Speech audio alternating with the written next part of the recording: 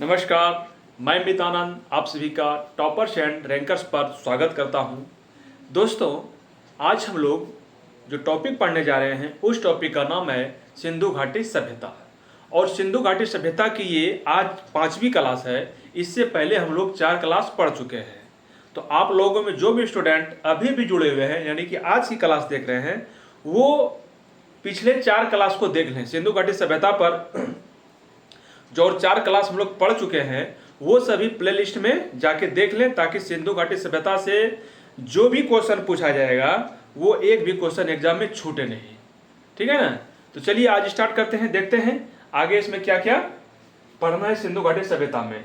क्योंकि हम लोग सिंधु घाटी सभ्यता के अंतर्गत उस समय के लोगों के द्वारा क्या क्या कैसे अपना जीवन यापन करते थे, उस समय के लोग क्या क्या उसका रहन सहन था, वो सभी के बारे में हम लोग पढ़ने जा रहे हैं। ठीक है। तो देखिए, उस समय चूंकि सिंधु घाटी सभ्यता के समय जो लिपि था, सिंधु घाटी सभ्यता के समय यानी कि उस समय जो लिपि, वो कैसा लिपि था? भाव चित्रात्मक, जिसको कि हम लोग इंग्लिश में पिक्टोग्राफ भी कहते हैं। तो भाव चित्रात्मक का यहाँ मतलब ये हुआ, चूंकि सिंधु घाटी सभ्यता जो है ये आदि ऐतिहासिक काल के अंतर्गत आता है। हम लोग तीनों ऐतिहासिक काल हम लोग पढ़ चुके हैं, प्रागैतिहासिक काल, आदि ऐतिहासिक काल और ऐतिहासिक काल। ठीक है ना। ये सभी आप लोग को प्ले लिस्ट में मिल जाएगा बिल्कुल। तो वहाँ पे हम लोग पढ़े हैं कि ये सिंधु घाटी सभ्यता जो है आदि ऐतिहासिक काल के अंतर्गत आते हैं। और आदि ऐतिहासिक काल का क्या था उसमें? आदि ऐतिहासिक काल किसे कहते हैं? तो आदि ऐतिहासिक काल के अंतर्गत क्या था? उस समय लिपि का लिखना तो जानता था, उस समय के लोगों के द्वारा लिखना तो जानता था, लेकिन जो लिखा गया है वो अभी तक पढ़ा नहीं जा चुका है। ठीक है। तो उस समय जो लोगों के द्वारा लिखा होता था वो किसी प्रकार के चित्र बना दिया जाता था। तो कुछ कुछ चित्र पर पहचाने में आ चुका है, लेकिन अभी और उसमें क्या क्या लिखा हुआ है ये पढ़ने में नहीं आया है। तो वो क्या पिक्टोग्राफ है, वो एक पिक्चर के रूप में, तस्वीर के रूप में कुछ से कुछ उसमें लिखा हुआ, लेकिन अभी तक पढ़ने में सफल नहीं हुए हैं हमारे इतिहासकार। तो सिंधु घाटी सभ्यता के समय लिपि कैसा था? भाव चित्रात्मक। ये एग्जाम में कई बार पूछा गया है।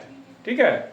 नेक्स्ट है, अच्छा, सिंधु घाटी सभ्यता के समय मिट्टी से बने हल के साक्ष्य, यानी कि उस समय, इसका मतलब है कि हल जो है, हल का यूज होता था, यानी कि अर्थात खेती होता था। तो मिट्टी से बने हल, जो हम लोग, कौन वाला हल? ये ट्रैक्टर वाला हल नहीं, जो बैल जो हल चलाते थे, बैल जो किसान, आप लोग मान लिया जाए कि देखे तो होंगे, जो बैल जो चलाते थे हल, वो वाला हल का जो है मिला है साक्ष्य। कहाँ पे मिला है?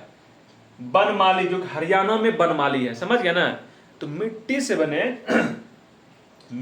बने हल का साक्ष्य, मिट्टी से जो बना हुआ हल है वो मिला, देखा गया है, यानी वो खोजा गया, वो मिला हुआ है। कहाँ पे मिला हुआ है? ये बनमाली में। कहाँ पे? बनमाली में। ये बनमाली कहाँ है? हरियाणा में है। ये कई बार पूछा गया है कि सिंधु घाटी सभ्यता के समय या सैंधव कालीन सभ्यता के समय मिट्टी से बने हल का साक्ष्य कहाँ मिला है? तो वो बनमाली में। ओके। नेक्स्ट, चावल के प्रथम साक्ष्य। चावल, हम लोग चावल खाते हैं ना, तो चावल जो हम लोग अभी खा रहे हैं, तो ये सिंधु घाटी सभ्यता के समय भी चावल, उस समय भी चावल माने खेती जो होता था, खेती का मिट्टी से बने हल का जब मिला है बनमाली में, अर्थात खेती हुआ करता था उस समय, तो उस समय ही चावल का उपयोग किया जाता था। उस समय भी चावल का उपयोग किया जाता था, अर्थात चावल की खेती होती थी। तो उस समय सैंधव कालीन सभ्यता के समय चावल के जो प्रथम साक्ष्य मिला था, कहाँ मिला था? लोथल में। चावल का प्रथम साक्ष्य कहाँ मिला था? लोथल में। ओके। ये लोथल कहाँ पे स्थित है? गुजरात में। इसके बारे में और हम लोग पढ़ चुके हैं, लोथल के बारे में पढ़े हैं ना। आप लोग अगर याद होगा तो कमेंट में जरूर बताइएगा कि और लोथल, जो सैंधव कालीन स्थल जो लोथल है, यहाँ पे और क्या क्या चीज मिला है, क्या खोजा गया है। तो चावल के प्रथम साक्ष्य कहाँ मिला है? लोथल में। ये मोस्ट इंपॉर्टेंट, ये सभी जितना भी यहाँ पे देख रहे हैं, जितना भी फैक्ट आपके सामने है सिंधु घाटी सभ्यता के, वो सभी एग्जाम में पूछा गया है। तो आप लोग इसको जरूर समझ के याद कर लीजिएगा। चलिए नेक्स्ट, घोड़े के अस्थि पंजर। चूंकि देखिए ये जो सिंधु घाटी सभ्यता के समय, कहने का मतलब ये हुआ कि ये आदि ऐतिहासिक काल के अंतर्गत आते थे और इससे पहले प्राग ऐतिहासिक काल थे, समझ गया ना। तो प्राग ऐतिहासिक काल के समय लोगों का रहन सहन खान पान बिल्कुल क्या था? नेचुरल था, वो प्राकृतिक था। वो भोजन शिकार पर निर्भर रहते थे, जंगल में पीने के लिए नदी का पानी का यूज करते थे, बिल्कुल नेचुरल प्राकृतिक, जो प्राकृत का ही, यानी कि वो यहाँ तक कि जो प्राग ऐतिहासिक काल के शुरुआत के समय आग जलाना भी नहीं जानते थे। वो तो बाद में नवपाषाण काल में, नवपाषाण यानी कि मध्यपाषाण काल के अंतिम और नव काल में समय में मनुष्य के द्वारा आग जलाने खोजा गया, सीखा आग जलाने के लिए। तो कहने का मतलब ये हुआ कि उसके बाद जब लोगों ने रहना जो है कि खाना पीना थोड़ा सा अभी के समय के अनुसार आग पकाना, आग का जब खोजा गया तो उसके बाद खाना आग में पकाया गया, फिर धीरे धीरे खेती करने लगे, ठीक है ना। जस्ट उसी के समय के बाद का ये चीज है। तो घोड़े के अस्थि पंजर, लोगों ने धीरे धीरे क्या किया? पशुपालन आरंभ कर दिया। तो उस समय बोला जा रहा है कि कौन कौन से पशु थे उस समय, सिंधु घाटी सभ्यता के समय कौन कौन से पशु थे और किस चीज का पशु पालन किया जाता था। तो घोड़े के अस्थि पंजर मिला हुआ है, कहाँ पे? सुतकोतदा, ये गुजरात में है। उस समय अर्थात कहिए कि घोड़े को भी पाला जाता था, क्योंकि घोड़े का जो अस्थि पंजर मिला हुआ है, ठीक है, कहाँ पे मिला हुआ है? सुतकोतदा में, घोड़े के अस्थि पंजर। यानी कि समझिए, याद कीजिए, घोड़े का कुछ जो है शरीर का कुछ अंग मिला हुआ है, कहाँ पे? सुतकोतदा। और ये कई बार एग्जाम में पूछा गया है, सभी पूछा गया है, लेकिन कुछ कुछ क्या होता है जो ज्यादा बार पूछा गया। जैसे कि आपका चावल का प्रथम साक्ष्य लिपि, ये मोस्ट मतलब ये ज्यादा बार पूछा गया है, ठीक है ना। तो घोड़े के अस्थि पंजर कहां मिला हुआ है? सुतकोतदा, ये गुजरात में है। नेक्स्ट है कि माप तौल की इकाई क्या थी? माप तौल की इकाई क्या थी? ये बहुत ही इंपॉर्टेंस है। माप तौल की उस समय इकाई क्या थी? 16 के अनुपात में था। माप तौल की इकाई 16 के अनुपात में थे। आप लोग नहीं पढ़े होंगे, आप लोग नहीं जानते होंगे। हम लोगों के समय, हम लोग को कि चलता था उस समय, जब हम लोग बच्चे थे तो उस समय 5 पैसा से हम लोग, याद है 5 पैसा हम लोग चलाते थे। 5 पैसा, 10 पैसा, 20 पैसा, 25 पैसा, 50, माना कि 5 पैसा से हम लोग 5 पैसा चलाए। हम लोग 5 पैसा से दुकान में जाते थे, टॉफी सब लेते थे। 5 पैसे, 5 निया बोला जाता था। 5 निया, 10 निया, 20 निया, ये उस हम लोग बोलते थे। तो हम लोग के समय, और उससे हम लोग से कई हजार वर्ष पहले ये सभ्यता आई हुई थी। तो उस समय जो हम लोग 4 आना, 8 आना, 12 आना, 16 आना कहते हैं ना, 16 आना, तो उस समय वही 16 आना जो था, ये लास्ट जो है 16 आना, यानी यही 16 आना के अनुपात में 16 के 16 आना, समझ गया ना, वही 16 आना है। मापतौल में 16 आना का प्रयोग होता था। यानी कि जिसका 16 आना, जिस चीज में 16 पूर गया, वो 1 शेर कहिए। उस समय जैसे 1 शेर होता था, 1 किलो अभी होता है, उस समय 1 शेर होता था। तो जो भी चीज 16 के अनुपात में थी, जैसे 1, 2, 3, 4, 5 16 के अनुपात में थी, उसको एक पूरा मान लेते थे। हाँ, ये पूरा एक जो भी कहिए उस समय यूनिट था, तो पूरा 16 के अनुपात में रहता था। पूरा चीज कितना था? 16। एक जैसे क्या होता है 40 किलो का 1 मन होता है, 100 किलो का 1 क्विंटल होता है। 100 किलो का 1 क्विंटल तो 100 किलो हुआ ना, 1 किलो, 2 किलो से लेकर 100 किलो तक। उसी प्रकार 1 से लेकर 16 तक होने के बाद ही वो एक जो है उनका काउंटिंग होता था मापतौल में। 16 मापने के बाद, 16 बार मापने के बाद तब वो एक कोई बड़ी इकाई होती थी। तो वो 16 के अनुपात में थी। उस समय मापतौल की इकाई क्या थी? 16 के अनुपात में। चलिए नेक्स्ट क्या है? यातायात का साधन क्या था? उस समय जो एक जगह से दूसरे जगह जाते थे लोग, वो साधन क्या था? अभी तो हम लोग का एक जगह से दूसरे जगह जाने में क्या साधन है? सबसे एकदम अधिक तीव्रतम गति से किससे जा सकते हैं हम लोग? एरोप्लेन से जा सकते हैं, रेलगाड़ी है, ट्रेन है, बस है, कार है अभी के समय। लेकिन उस समय उस समय के लोग जो भी एक जगह से दूसरे जगह जाते थे वो किसकी सहायता से जाते थे? वो 2 पहिए एवं 4 पहिए वाली बैलगाड़ी या भैंसा गाड़ी, यानी कि उस समय लोगों के द्वारा जो यातायात का जो प्रमुख साधन था, यानी एक जगह से दूसरे जाने का जो प्रमुख साधन था, वो 2 पहिए या 4 पहिए वाली बैलगाड़ी या भैंसा गाड़ी का उपयोग करते थे। एक चीज लेकिन समझिए, हम लोग जिसमें हम लोग मान लिया कि आप लोगों में भी अगर नहीं देखे होंगे तो हम लोग के समय जैसे कि ये पढ़ रहे हैं, जैसे इसके बारे में जान रहे हैं सिंधु घाटी सभ्यता के बारे में, तो हमको कहीं न कहीं ये अनुमान हो रहा है, कहीं न कहीं ये थोड़ा सा सोचने मजबूर कर देता है कि हम लोग ये ज़्यादा ये जो 2 पहिए और 4 पहिए वाली जो बैलगाड़ी होती थी, ये हम लोग यानी कि कहा जाए आज से 20 साल पहले ये उपयोग होता था। ये 16 के अनुपात में भी उपयोग होता था मापतौल की, और ये यातायात का जो साधन होता था वो बैलगाड़ी, मतलब ये नहीं कि मुख्य वही था हम लोगों के समय, लेकिन उसका भी यूज होता था। जैसे कि गांव में अगर अच्छे परिवार से आते थे, यानी कि जो अच्छे गांव में समृद्ध परिवार थे, उसके घर में बहुत बड़े बड़े बैल होते थे और वो एक गाड़ी में एक बनाया जाता था, ठीक है ना, हम लोग उसको टप्पर गाड़ी बोलते थे। बैल गाड़ी में ही वो सजा के बनाया जाता था, जो कि शादी करने जाते भी थे, इधर से दूल्हे जाते थे उसी गाड़ी में बैठ के, उधर से शादी करके उसी में लेके आते थे। पालकी आप लोग नहीं देखे होंगे, हम लोग पालकी भी देखे हैं, हम लोग भी पालकी में भी शादी करके आते थे। पालकी में 4 जो है कि वो रहते थे, कहार ढोने वाला, और उसमें अपना दुल्हन जो है आते थे। तो ये सभी हम लोग समझिए देखे हैं, तो हम लोग को लगता है कि सिंधु घाटी सभ्यता का जो प्रचलन तब तक चल रहा था, ये हम लोग के समय एकदम चल रहा था। लग रहा है कि सिंधु घाटी सभ्यता मोस्टली जो भी देखिएगा, जो भी चीज थी वो सिंधु घाटी सभ्यता से बहुत मेल जोल खाता है उस समय के समय से, देखिएगा। तो उस समय यातायात का साधन क्या था? 2 पहिए या 4 पहिए वाली बैलगाड़ी या भैंसा गाड़ी मतलब भैंस का जो होता था, ठीक है ना, तो उसका उपयोग करके एक जगह से दूसरी जगह जाते थे।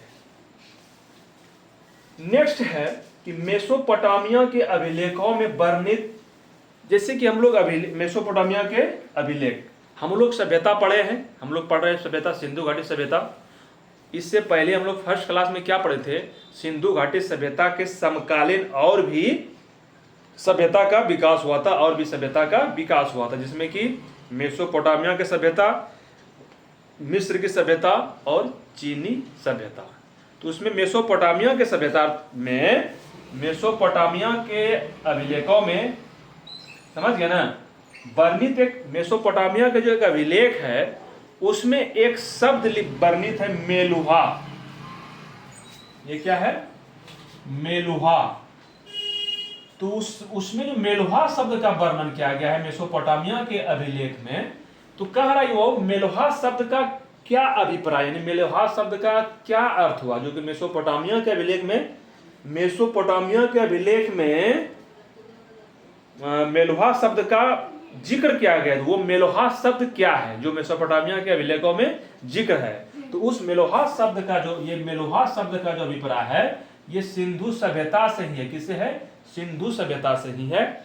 ये भी क्वेश्चन कई बार एग्जाम में पूछा गया है कि मेसोपोटामिया के अभिलेखों में जो मेलुहा शब्द का प्रयोग किया गया है उसका अभिप्राय क्या है, अर्थात उसका अर्थ क्या है मेलुहा का? मेलुहा किससे संबंधित है? तो ये जो मेलुहा है ये सिंधु सभ्यता से ही संबंधित है। वो सिंधु सभ्यता को ही मेलुहा कहा गया है। ओके, नेक्स्ट क्या कह रहा है? उस समय के समाज जो है अभी भी समाज हम लोग कई वर्गों में बांटा गया है, बांटते हैं, बांटा है ना, हम लोगों का समाज कई वर्गों में बांटा गया है, जिसको कि काउंटिंग कर नहीं पाइएगा, इतना समाज में बांटा गया है। लेकिन उस समय सिंधु घाटी सभ्यता के समय, सैंधव कालीन सभ्यता के समाज जो है वो 4 वर्गों में विभाजित था। कितने वर्गों में विभाजित था? 4 वर्गों में। विद्वान, देखिए 4 वर्ग कौन कौन थे?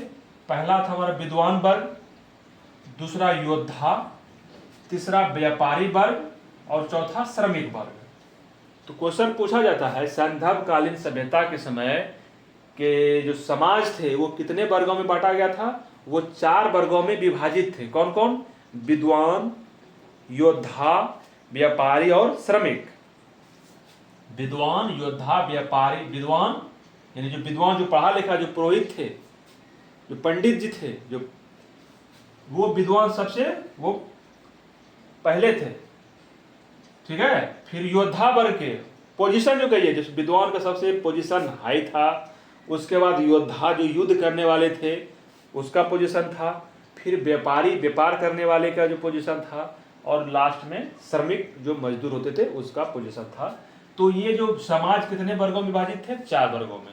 ओके, नेक्स्ट क्या कह रहा है, देखिए हड़प्पा संस्कृति का शासन किसके हाथों में था?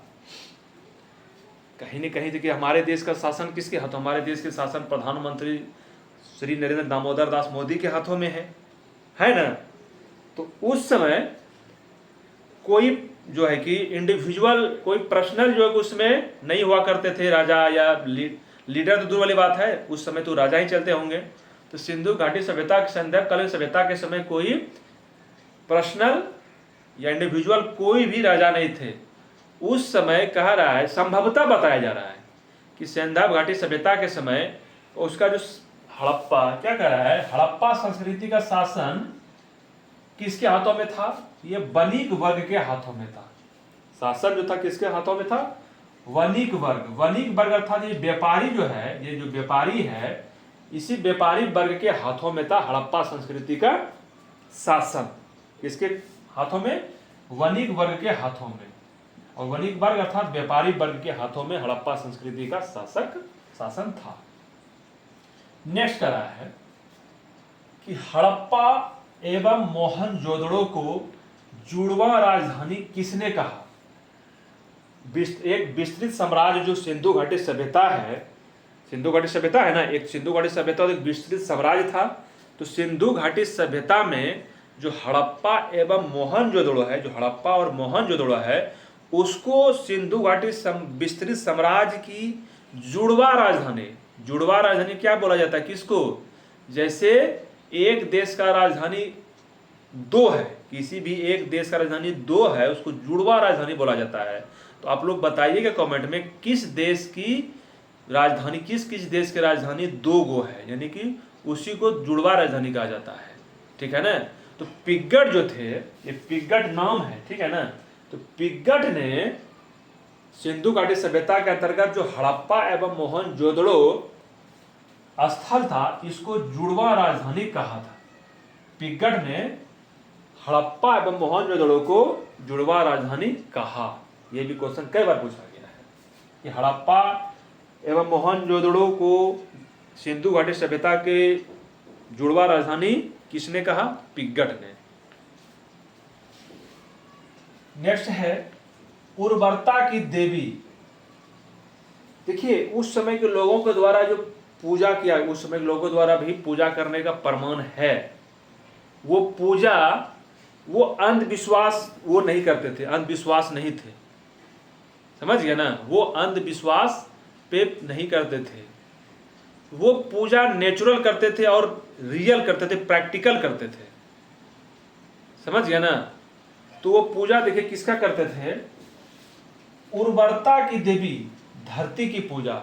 यानी कि जब प्रागैतिहासिक काल के समय लोगों को जो है कि रहने का, खाने पीने का कुछ नहीं साधन था, धीरे धीरे लोगों की बुद्धि में विकास होते गया। उसके बाद खेती जो आदि ऐतिहासिक काल आते आते खेती जो आरंभ कर दिया, तो उससे लोगों ने अन्न उपजाना चालू किया।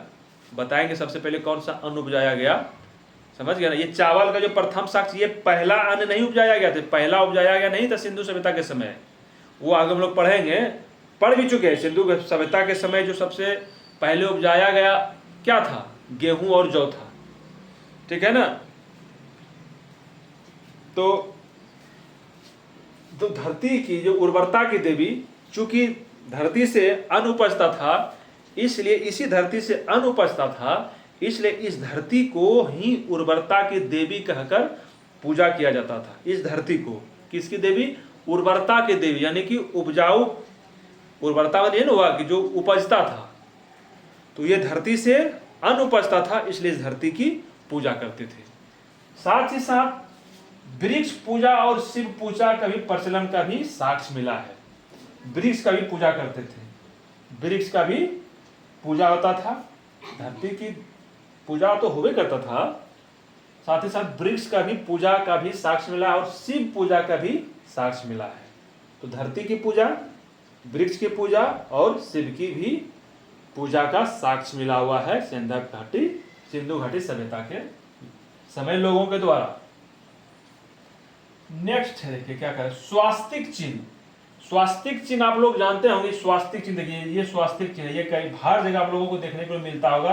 कहीं कहीं घरों के दरवाजे के बाहर जो भी है, इस प्रकार का स्वास्तिक चिन्ह दिया देखने के लिए मिलता होगा आप लोगों को अभी भी। तो समझ रहे हैं ना कि ये स्वास्तिक चिन्ह जो है, ये हड़प्पा सभ्यता का ही देन है, हड़प्पा सभ्यता का ही देन है ये स्वास्तिक चिन्ह। समझ गए ना, ये स्वास्तिक चिन्ह हड़प्पा सभ्यता के ही देन है। अब बताइए, जो हड़प्पा सभ्यता के समय जो भी चीज था, आज हम कर रहे हैं ना कि उपयोग, ये जो स्वास्तिक चिन्ह है, ये इस प्रकार का स्वास्तिक चिन्ह, ये हड़प्पा सभ्यता के समय के ही देन है। और इस स्वास्तिक चिन्ह का मतलब क्या होता था? स्वास्तिक चिन्ह का मतलब क्या होता था? तो ये स्वास्तिक चिन्ह का मतलब होता था सूर्योपासना, सूर्य की उपासना करते थे। ये स्वास्तिक चिन्ह का मतलब था कि सूर्य उपासना, सूर्य की उपासना किया जाता था। समझ गया ना। तो सूर्य की उपासना भी, सूर्य, उससे प्रकाश आते थे, धूप आते थे, उससे लाइट आती थी ना, धूप भी आती थी, उससे हमारा फसल तैयार होता था, उससे हमारा कपड़ा जब वो साफ करते थे, वो मतलब क्या बोले, नेचुरल, जो जो उसके जीवन में जितना भी प्रकृति ने, जिस भी प्रकृति ने उसका जीवन में उपयोग हुआ, उसका उन्होंने उसको ही पूजा करना चालू कर दिया। समझ गए। सूर्य उपासना अभी जिस प्रकार का, देखिए यही सूर्य उपासना आप समझिए। देखिए उस समय सूर्य उपासना किया जाता था। अभी जो सूर्य उपासना का, किस राज्य में सूर्य की पूजा होती है, सूर्य का उपासना किस राज्य के, बहुत महत्वपूर्ण, हमारे बिहार के जो छठ पर्व है, इसमें भी सूर्य की उपासना की जाती है। तो सिंधु घाटी सभ्यता के समय जो सूर्य उपासना किया जाता था, आज भी कर रहे हैं ना।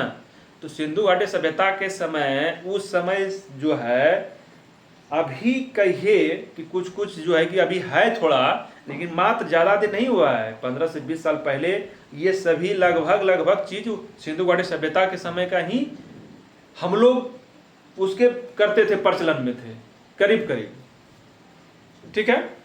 अगर नहीं है तो आप लोग अपने बड़े बुजुर्ग से पूछिएगा कि सही बात है कि नहीं है, ऐसा उपयोग होता था कि नहीं होता था, हम लोग करते थे नहीं करते थे। सिंधु घाटी सभ्यता तो नहीं देखा है, आपके बड़े बुजुर्ग को देखे नहीं, लेकिन ये चीज है कि पूछिएगा, वो सब भी यूज करते थे, उपयोग करते, जो सिंधु घाटी सभ्यता के समय उपयोग होता था। ठीक है, यहां तक समझ गए। चलिए नेक्स्ट है, मातृ देवी की भी उपासना सर्वाधिक प्रचलित थी। मातृ देवी, मदर गॉडेस, मातृ देवी, यानी कि मातृ देवी का मतलब यह क्या हो गया, मदर, यानी कि वुमेन जो होते थे, मातृ वही ना हो गया, वुमेन जो है कि मदर गॉडेस, यानी कि हमेशा वो उसको तरजीह वहां पे ज्यादा दिया जाता था, उसका उपासना करता था। मदर गॉडेस में हम लोग के मदर, हम लोग का मातृ देवी किस किस की पूजा करते हैं, जैसे हम लोग माँ पार्वती के करते हैं, माँ दुर्गा के, माँ लक्ष्मी के, ये सभी करते हैं। ये मातृ देवी हो गया, समझ गए, ये मातृ देवी हो गया, माता के स्वरूप का देवी, माता स्वरूप देवी। तो उस समय भी मातृ देवी की उपासना भी सर्वाधिक प्रचलित थी, यानी कि मातृ देवी की उपासना, यानी कि उसका पूजा, उपवास रह के उसका पूजा बहुत फेमस था। तो हम लोग भी तो करते हैं मातृ देवी की उपासना, हम लोग भी तो दुर्गा माँ का पूजा करते हैं, सरस्वती माँ का पूजा करते हैं, काली माँ का पूजा करते कि नहीं करते हैं? हम लोग अभी भी वो मातृ देवी की उपासना करते हैं। बताइए, उस समय जो कर रहे थे अभी भी कर रहे हैं ना, तो वहाँ का चीज़ अभी मिल रहा है कि नहीं मिल रहा है? मिल रहा है। वही चीज़ कह रहा है कि देखिए, आज से मतलब कहिए 1750 से 2350 उधर हो गया, इसमें पूर्व से लेके अभी कितना साल, उतना वर्ष पहले वो सब क्या चीज़ करते थे, जिस समय की मनुष्य उतना विकसित भी नहीं हुआ था सोच में उनका, लेकिन फिर भी वो अभी विकसित हो गए हैं, फिर भी वही जो सभ्यता में जो चीज़ हुआ है उसका ही हम लोग अनुपालन करते चले आ रहे हैं। भले अभी बहुत खत्म हो चुका है, लेकिन अभी भी करते आ रहे हैं हम लोग। पशुओं में कुबड़ वाला सांड विशेष पूजनीय था। पशु में जो है जो कुबड़ वाला सांड था, सांड बुल जो है ऑक्स, तो कुबड़ वाला जिसके की शरीर में कुबड़ है वो विशेष पूजनीय था। समझ गए ना? पशुओं में कुबड़ वाला सांड, पशु में अगर पूजा जाता था तो कुबड़ वाला जो सांड है वो पूजा जाता था। और अभी भी अब देखिएगा गांव समाज में जो कुबड़ वाला जो सांड है वो पूजनीय है। वो शंकर भगवान बोला जाता है कि ये शंकर जो कुबड़ वाला सांड है, बोला जाता है कि भोलेनाथ का जो है ना सवारी है, बसहा बाबा, बसहा बरत बोला जाता है, बसहा बाबा है कुबड़ वाला सांड को, तो इसलिए वो पूजनीय है। समझ गए? जो शिव पूजा का जो यहाँ पे प्रचलन जो देखा गया है, ये शिव पूजा के कुबड़ वाला सांड जो बोला जाता है कि ये शिव भगवान शंकर भगवान के जो है कि वो सवारी थे, तो उसी के रूप में हम लोग अभी के समय जानते हैं, वो समय उसके समय भी यही प्रचलित में होगा यही बात। तो वो पशुओं में कुबड़ वाला सांड विशेष पूजनीय था। स्त्री मृण मूर्तियां, स्त्री तो समझ रहे हैं, और मृण मूर्ति, मृण मतलब होगा मिट्टी है, मूर्तियां, स्त्री मृण मूर्तियां नहीं, स्त्री जो है मिट्टी की मूर्ति, स्त्री के जो मिट्टी की मूर्तियां हैं, स्त्री का मतलब देवी का ही है, यही जो मातृ देवी है, तो स्त्री के जो मिट्टी की जो मूर्तियां हैं वो उस समय सिंधु घाटी सभ्यता के समय ज्यादा बताते हैं मातृ देवी को उपासना करते थे। तो उससे ये क्या अनुमान लगता है कि उस समय के लोग जो थे वो मातृसत्तात्मक थे। मातृसत्तात्मक, पितृसत्तात्मक नहीं, मातृसत्तात्मक, यानी कि ये माता रूपी जो देवी है उसका ज्यादा उपासना होता था, उसका ज्यादा पूजा होता था, उसका वैल्यू ज्यादा था। यानी कि उस समय के जो हमारे मातृ के रूप में थे, ठीक है ना, जो स्त्री के रूप में थे, उसका क्या होता था, पूजा किया जाता था। तो यही जो है इसका मिट्टी की मूर्तियां मिली है, स्त्री के मिट्टी की मूर्तियां मिली है। सिंधु घाटी सभ्यता के समय जो स्त्री के जो मिट्टी की मूर्तियां मिली हुई है, इससे अनुमान ये लगाया जाता है, बहुत ज्यादा मात्रा में है, तो इससे यह अनुमान लगाया जाता है कि सिंधु घाटी सभ्यता के समय जो थे वो कैसे थे, मातृसत्तात्मक थे। मातृ देवी की पूजा भी होती थी, तो मातृसत्तात्मक। पितृसत्तात्मक में पिता के रूप में, पिता के पक्ष को ज्यादा प्रचलन में देना, मातृ मतलब माता के पक्ष को प्रचलन में देना। तो सिंधु घाटी सभ्यता कैसे थी, मातृसत्तात्मक। ओके, हाँ, उस समय के लोगों के द्वारा कैसी कपड़ा पहनते थे, कपड़ा कौन से पहनते थे, कौन सा वस्त्र का उपयोग करते थे, सूती एवं ऊनी, सूती एवं ऊनी वस्त्रों का प्रयोग करते थे। सूती वस्त्रों का प्रयोग गर्मी के दिनों में करते थे और ऊनी वस्त्रों का प्रयोग ठंडी के समय करते थे। तो उस समय के लोगों, हम अभी भी करते हैं, यहाँ भी देखिए कि ये सभी हम लोग अभी भी सिंधु घाटी सभ्यता के समय मेल खा रहा है, सूती एवं ऊनी। अभी हम लोग गर्मी में क्या करते हैं, गर्मी के दिनों में सूती कपड़ा पहनते हैं। अरे पहनने का तो अब बहुत से प्रचलन में आ गया है, बहुत ही रेडीमेड आ गया है, बहुत ही कपड़ा का वैरायटी आ गया। लेकिन अगर कहा जाए कि हम अच्छा बेस्ट नहीं बोल रहे हैं, जो एक्चुअली जरूरत है शरीर के लिए और जो कपड़ा एक्चुअली है वो सूती कपड़ा ही है। तो गर्मी के दिनों में सूती कपड़ा ही पहनना चाहिए और ठंडी के दिनों में ऊनी कपड़ा पहनना चाहिए। तो उस समय के लोगों के द्वारा सूती एवं ऊनी वस्त्रों का प्रयोग किया जाता था। अच्छा, जैसे ये कपड़ा भी हो गया, सब चीज करिए रहा है। मनोरंजन के साधन क्या थे? मनोरंजन के साधन भी तो, मनोरंजन भी तो करते होंगे उस समय के लोगों के द्वारा। थोड़े तक फ्री फायर उस समय चलता था, फ्री फायर चल जाए, फ्री फायर नहीं था भैया उस समय। जो मनोरंजन के जो साधन थे, मनोरंजन के जो साधन थे वो फ्री फायर नहीं था। फ्री फायर का मतलब मोबाइल का उपयोग नहीं करते थे। मोबाइल जब हम लोग शुरू से नहीं देखे मोबाइल का उपयोग करते हुए, तो उस समय के लोग नहीं करते होंगे। तो उस समय मनोरंजन के साधन क्या थे? मछली पकड़ना।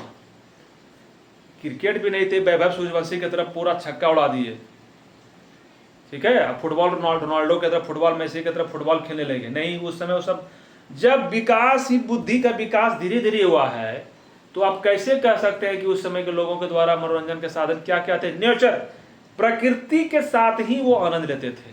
प्रकृति में जो भी चीज है, नेचुरल में, नेचर में जो भी चीज है, उसी में वो आनंद लेते थे। तो वो मछली पकड़ते थे, मछली पकड़ते थे, उससे भी उसको आनंद मिलता था। दोनों चीज हो जाता, मछली पकड़ लेते थे, समय भी कट जा। मनोरंजन मतलब क्या हुआ है? समय अच्छी तरह से कट जा रहा है, इसमें समय भी कट रहा है, साथ ही साथ भोजन का भी व्यवस्था हो रहा है। मछली पकड़ना, शिकार करना, शिकार भी करते थे, उसमें भी एंजॉय कर। चलो, शिकार करने के लिए पहले के राजा महाराजा भी शिकार करने जाते थे, एकदम मनोरंजन के साधन थे। कहानियां पढ़िएगा, प्राचीन कहानी, जो पौराणिक कहानी है उसमें ये सभी है। राजा महाराजा शौक से जाते थे शिकार करने के लिए। तो शौक से शिकार करने जाना मतलब मनोरंजन भी वो करते थे शिकार करने में। पशु पक्षियों को आपस में लड़ाना, जो पशु पालन के जो पशु पक्षी था उसको आपस में, यानी पशु पशु में लड़ाना और पक्षी को पक्षी में लड़ाना, तो पशु पक्षियों को आपस में लड़ाना वो भी उनके मनोरंजन के साधन थे। उसमें भी जब लड़ता था, देखते थे, तो उसका भी समय कट जाता था। नहीं मन लगता था तो ये सब चीज स्टार्ट कर देता था। और अभी जब मन लगता है तो फेसबुक, यूट्यूब, इंस्टाग्राम, टिकटॉक, ये सभी बिल्कुल ये सब गलत चीज है, बता देते हैं। इतना बेवकूफ थोड़े था उस समय के लोग। चौपड़ और पासा खेलना, एक खेल होता है पासा जो खेला जाता है। सुने होंगे महाभारत में शकुनी जो थे, जो पांडव जो द्रौपदी जी को हार गए थे, यही पासा जो खेल था, यही खेलने में। तो वो चौपड़ और पासा भी था। तो ये सभी मनोरंजन के साधन थे। क्या क्या हो गया? मछली पकड़ना, शिकार करना, पशु पक्षियों को आपस में लड़ाना और चौपड़ और पासा खेलना, ये सभी मनोरंजन के साधन थे, ये सभी थे, ठीक है। नेक्स्ट क्या कर रहा है? अच्छा, बर्तन, खाना जब बनते थे तो बर्तन का, देखिए सब चीज के बारे में डिटेल से जानना है। सिंधु घाटी सभ्यता के समय मजा लेना चाहिए कि देखिए उस समय कितना हो गया, 23 इधर हो गया और 2000, यानी कि कहिए कि 4,500-5,000 के आसपास, 4,500-5,000 ईस्वी पूर्व का ये बात है। और उस समय के लोगों के द्वारा ये सभी उपयोग करते थे। कितना मजा ले। हिस्ट्री क्या बताए, इतिहास को अगर मजे के साथ पढ़िए, एंजॉय के साथ, कि उस समय के लोग द्वारा देखिए कहानी, मूवी आप लोग देखने के बाद आपको क्या करते हैं, मजा आता है कि ना मजा आता है। उसी प्रकार इसको जब कहानी या मूवी के रूप में जिस प्रकार के बता रहे हैं, इसमें इसको अगर अच्छी तरीके से पढ़ लीजिएगा तो भूलने की चांस नहीं है, बाकी रिवीजन करते रहिएगा। तो उस समय के लोगों के द्वारा कौन से बर्तन, कैसा बर्तन का उपयोग करता था? लाल मिट्टी के बर्तन थे। बर्तन वो लाल मिट्टी के बनाते थे और उस पे काले रंग से डिजाइन जो उसमें बनता था, जो फूल, जो भी चित्र उस समय के लोगों द्वारा बनाया गया था। पता तो नहीं चल रहा है किस चीज का चित्र है, क्या लिखा हुआ है, लेकिन काले रंग से डिजाइन करते थे। कलर जो बर्तन का था वो लाल था, तो लाल बर्तन में काले रंग से डिजाइन किए हुए वो बर्तन का उपयोग करते थे। लाल मिट्टी के बर्तन, मिट्टी के बर्तन, अभी नहीं प्लेट और शीशा वाला ये सभी चल रहा है, एकदम थाली, प्लेट और ये पेपर प्लेट सब, ये सभी नहीं था। तो मिट्टी के ही बर्तन का उपयोग करते थे, मिट्टी, ठीक है। तो लाल मिट्टी के बर्तन में काले रंग से डिजाइन किए हुए। ये भी पूछा जाता है।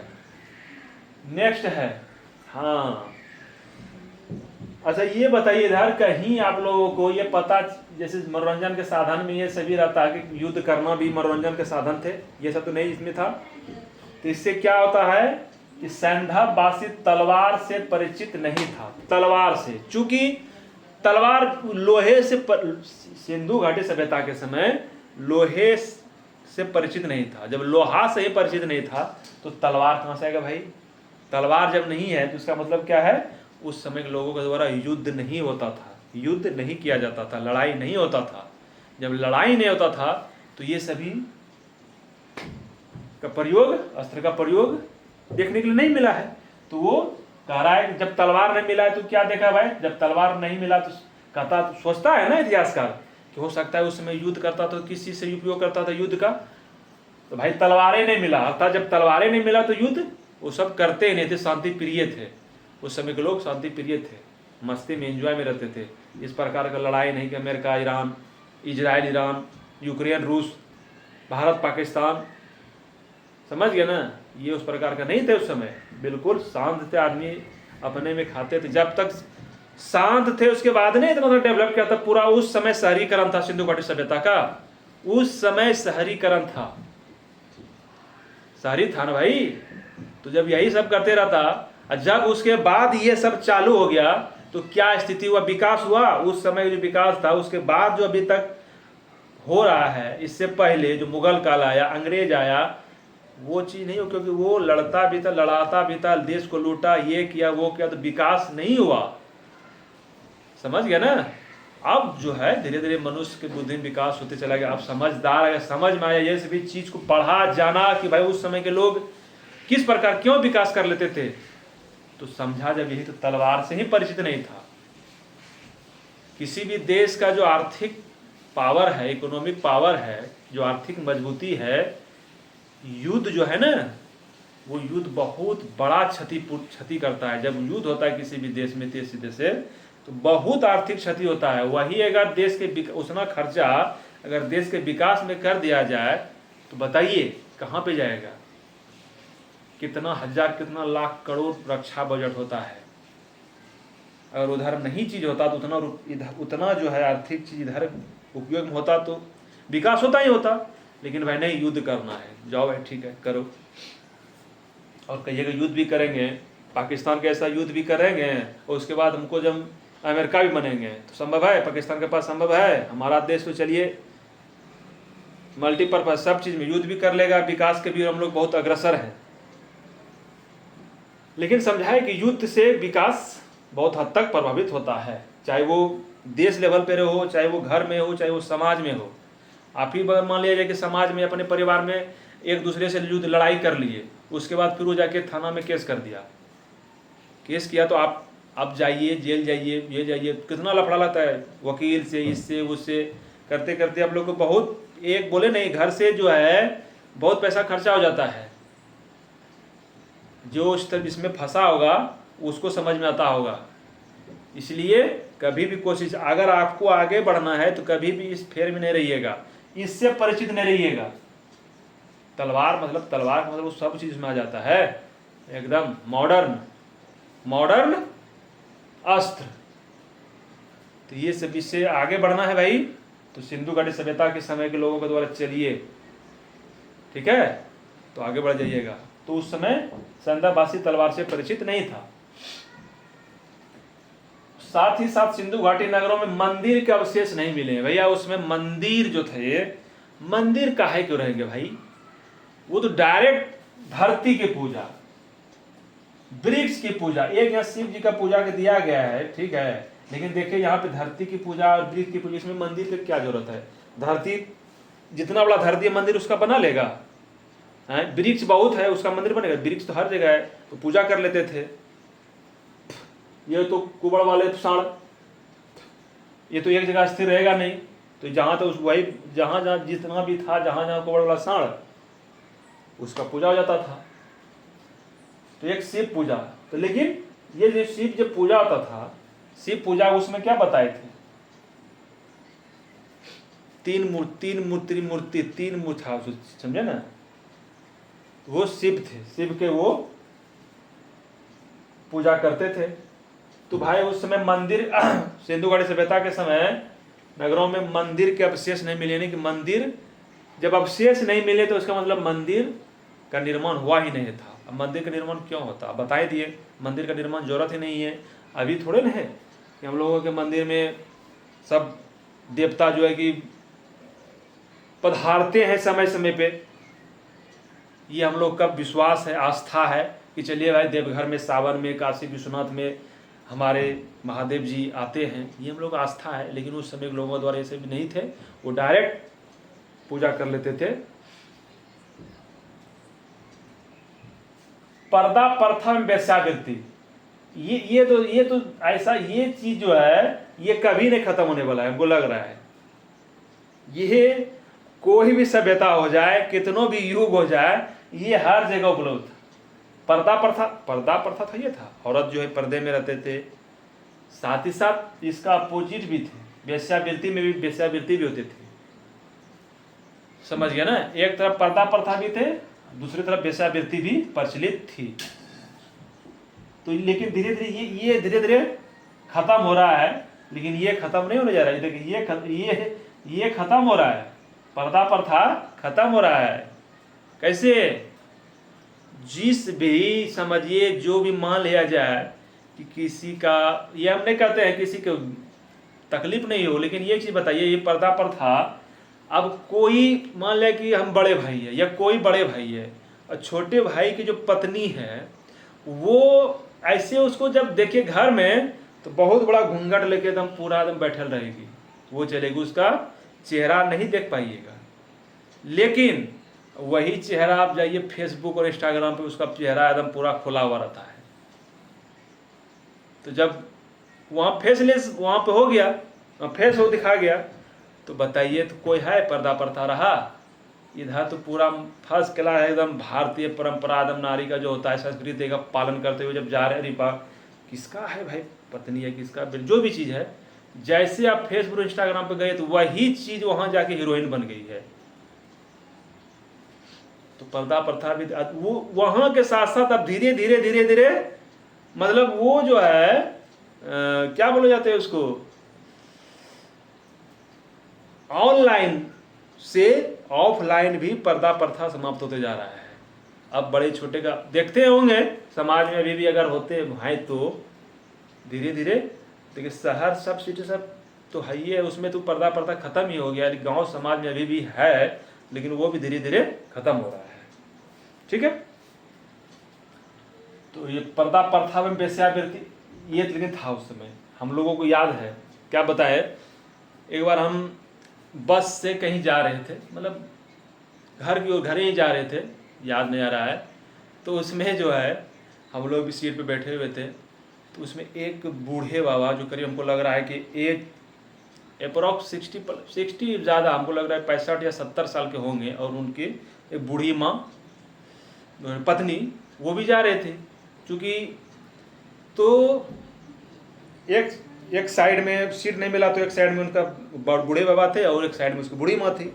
हम जो है कि पीछे बैठे थे। तो किसी तरह बूढ़ी माँ का जो माथे पे जो साड़ी रखा हुआ था, पल्लू रखा हुआ था, वो नीचे गिर गया। तो वो बूढ़े बाबा कुछ बोला नहीं, हम नजर, लेकिन था वो उतना जोर से, गुस्सा आने का मतलब उतना जोर से आंख दिखाया ना, वो आंख दिखाया, उसके बाद वो साड़ी सर पे जो पल्लू है उसको सर पे रख ली है। तो ये जो अब होता है, अब तो उसका हस्बैंड रहेगा, हस्बैंडे उसका जैसा माथे से खींच लेगा, पूरा जो है ओल्ड जमाने के हैं, उसका पूरा बुड़बके है, पूरा मतलब मूर्खे समझ लेगा कि सभ्यता क्या आदमी है, मॉडर्न में आइए। तो ठीक है, तो पर्दा प्रथा चाहती है औरत की पर्दा प्रथा में रहे, लेकिन उनका जो मर्द है वो नहीं चाहते पर्दा प्रथा में नहीं रहेंगे।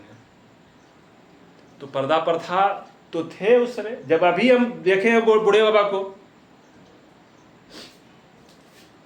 लेकिन ये धीरे धीरे खत्म हो रहा है। पर्दा प्रथा और वेश्यावृत्ति ये तो प्रचलित में, ये तो अभी एकदम पूरा, इसका तो जोड़ ही नहीं है, सुपर है इसका, वेश्यावृत्ति इसका तो जोड़ ही नहीं है। प्रचलित थी, लेकिन उस समय भी। नेक्स्ट है शवों को जलाने एवं गाड़ने। सब को जो डेड मृत्यु जिसकी जब मर जाते थे, आदमी जब मर जाते थे तो उस समय सबको जलाया भी जाता था और गाड़ने दफनाया भी जाता था। दोनों प्रथा प्रचलित थी, जलाने वाली प्रथा और दफनाने वाले भी प्रथा दोनों प्रचलित थी। सबको जलाते भी थे और गाड़ते भी थे। तो सबको जो दफनाने की जो प्रथा थी, जो दफनाया जाता था सबको, इसकी हमें कहाँ पे मिली है? इसका सबों को दफनाने की जो प्रथा थी ये कहाँ पे मिला है? हमें हड़प्पा में मिला है। हड़प्पा में सबों को दफनाने की प्रथा, यहां पे एकदम बिल्कुल कंफ्यूज नहीं कीजिएगा, जलाने और गाड़ने या जलाने और दफनाने दोनों की प्रथा थी। तो वही कह रहा है सबों को दफनाने की प्रथा, सबको दफनाया, सबको गाड़ा, सबको दफनाया ने की जो प्रचलन में थी, ये कहां से हमें देखने को मिलता है? उस समय हड़प्पा। हड़प्पा में सबको दफनाने की प्रथा हमें मिलती है देखने के लिए। और सबों को जलाने की प्रथा, जहां सबों को जो हम जहां पे सबको जलाया जाता था वो जगह था मोहनजोदड़ो। मोहनजोदड़ो में ही पता चलता है, इसी जहीं पे सबको यहाँ पे जलाया जाता था। कहाँ पे? मोहनजोदड़ो में। और सबको दफनाया कहाँ जाता था? हड़प्पा में। ये मतलब देखने के मिला है, ये जो है ये देखने को अवशेष मिला हुआ है। दफनाने की जो कल प्रथा थी वो हड़प्पा में, और जलाने की प्रथा मोहनजोदड़ो में। युग्म समाधि। युगल मतलब दो शवों को एक ही जगह दफनाना। युग्म है ना, युगल या युग्म समाधि बना हुआ है। युग्म समाधि मतलब जो दफनाया जाता था वो दो आदमी को एक ही जगह दफना दिया जाता था। तो युग्म समाधि मिलेंगे दो आदमी को एक ही जगह, ठीक है। तो युग्म समाधि भी मिले कहां पे? लोथल एवं कालीबंगा से। लोथल एवं कालीबंगा से युग्म समाधि भी मिले हैं, या युगल समाधि भी मिले हैं। दो शवों को एक साथ दफनाया हुआ समाधि कहां पे? लोथल एवं कालीबंगा से। कालीबंगा कहां है? राजस्थान में। ओके। नेक्स्ट, आग में पकी हुई मिट्टी। उस समय जो आग में पकी हुई मिट्टी, जो टेराकोटा खिलौना सब जो बनाया जाता था, तो आग में पकी हुई मिट्टी, आग में मिट्टी को पका के मिट्टी का खिलौना बनाया जाता था। तो उसको टेराकोटा कहा जाता है। क्या कहा जाता है? टेराकोटा। तो टेराकोटा क्या है? आग में पकी हुई मिट्टी। आग में पकी हुई मिट्टी के खिलौने के ये, आग में जो पकी हुई मिट्टी है उसको टेराकोटा कहा जाता था। टेराकोटा। तो उस समय जो खिलौने सब बनते थे मिट्टी के ना, जैसे स्त्री मृण मूर्तियां, मिट्टी की मूर्तियां स्त्री की, तो ये आग में पका के उसका बनाया जाता था। तो उसको टेराकोटा कहा जाता था। व्यापार जो थी वस्तु विनिमय प्रणाली, यानी कि ये पढ़ेंगे हम लोग व्यापार के बारे में, कहाँ किस किस जगह से सिंधु घाटी सभ्यता के समय वो किस किस और जगह से व्यापार करते थे, हम लोग डिटेल से पढ़ेंगे। तो ये व्यापार जो थे ये वस्तु विनिमय प्रणाली था। वस्तु विनिमय प्रणाली मतलब वस्तु का ही आदान प्रदान होता था। ये नहीं कि हम यहाँ से दिए चावल अमेरिका को, वो हमको डॉलर में दे दिया। चीन में दिए तो क्या युआन है वो दे दिए, ठीक है, समझ गया ना। तो वो अभी क्या है? मौद्रिक व्यापार हो गया। मौद्रिक, हम किसी को दिए, अभी भी वस्तु विनिमय होता है। मान लिया हम किसी को दूसरे देश को जो चीज़ जो उस देश में कमी है वो दे दिए, उस देश से हम मंगा लिए।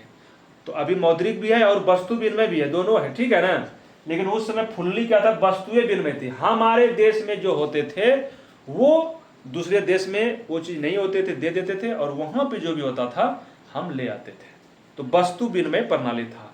अब क्या क्या हम लोगों के यहाँ होता था, मतलब चूंकि हमारे भारतीय उपमहाद्वीप में सिंधु घाटी सभ्यता विकसित हुई है तो हम तो अपने ही कहेंगे ना।